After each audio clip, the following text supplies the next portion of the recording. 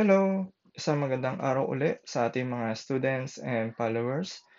Patuloy po sana nating i-share, i-like, and i-subscribe sa itong channel natin para marami pa tayong maabot ng mga estudyante at matuto pa ng math.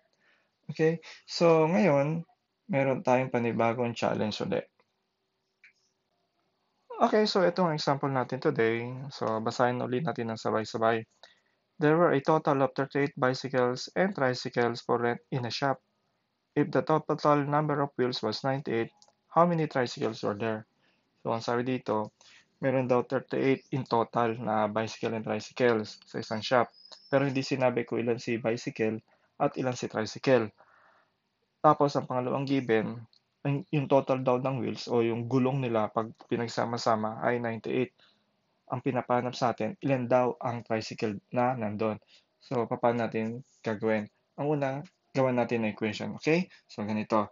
Let's say si x, sulat tayo, let x be the number of bicycle. Okay? Okay, then si y, siya si tricycle.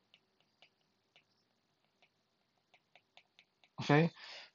Pangalawa, kailangan natin gumawa ng equation.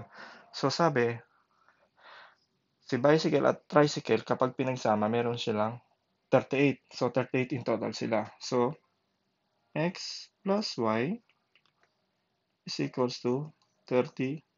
Okay? So, ito yung magiging equation number 1 natin. Masosolve na ba natin yung x and y? Hindi pa kasi at meron tayong dalawang variable. So, ulitin ko, kapag meron tayong dalawang variable, dapat at least meron tayong dalawang 2 equation para masolve natin. So, kailangan pa natin ng isa. So, meron pa tayo isang given dito na yung total daw ng wheels nila ay 98. So, paano natin gagawin equation yon? So, ganito lang yan. So, ilang gulong ba meron si bicycle? Di ba, dalawa? So, 2x plus si tricycle ilan? Di ba, tatlo? O, 3. Then, tricycle. So, pag pinagsama-sama mo raw, ilan?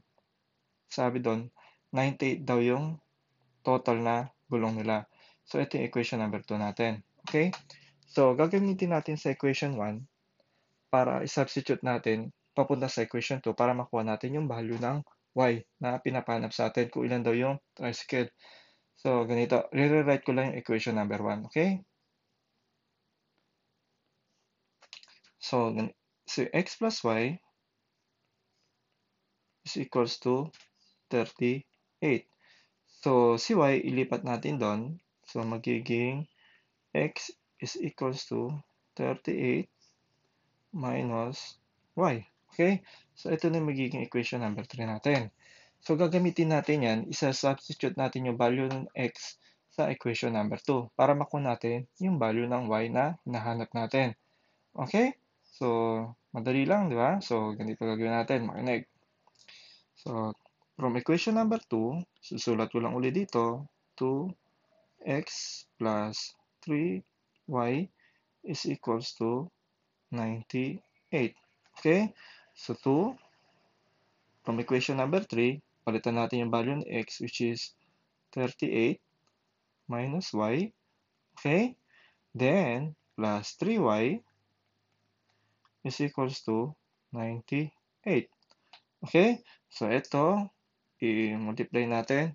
2 times 38 is 76. Then, ito, 2 times y is minus 2y. Then, plus 3y is equals to 98. Okay, so, simplify na natin. 76 plus y. So, negative 2y plus 3y. So, ang magiging sagot doon ay y. Okay? Is equals to 98. So, lipat natin sa 76 sa kabila. So, y is equals to 98 minus 76.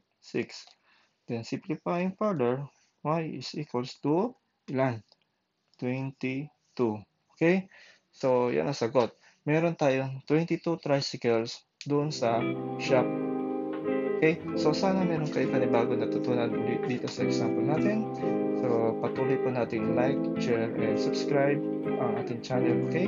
Maraming salamat and magandang araw ulit sa inyo lahat. Bye-bye!